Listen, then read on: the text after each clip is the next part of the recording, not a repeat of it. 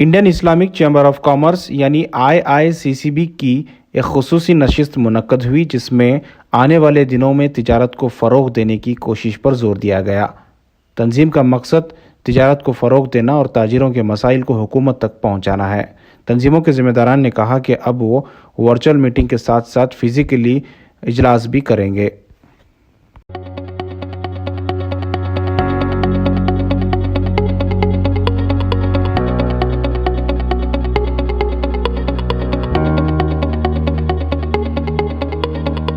Indian Islamic chamber of commerce and bureau, یہ جو ادارہ ہے ایک پلیٹ فارم ہے جہاں پر تاجر تجارت کرنے کے لیے، ایک دوسرے سے کنیکٹ کرنے کے لیے، نیٹ ورکنگ کرنے کے لیے یہاں پر جڑ سکیں۔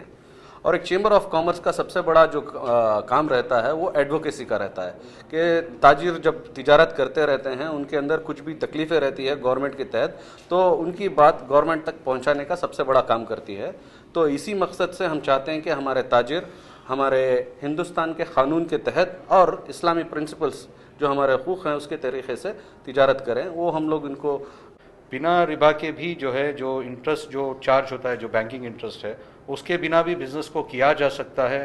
جیسے کہ کبھی بھی جو ہے نا بزنس میں کیا ہے، پروفٹ میکنگ ہوتی ہے، پروفٹ شیئرنگ ہوگی یا بزنس پارٹنرشپ ہوگی، اس کے ذریعے سے جو ہے لوگوں کو اس کو ایک اپرچونٹی مل جائے گی۔ ضروری نہیں کہ بھی کوئی بھی تاجر وہ بینک سے لون لے کے ہی وہ بزنس کو بڑھائے۔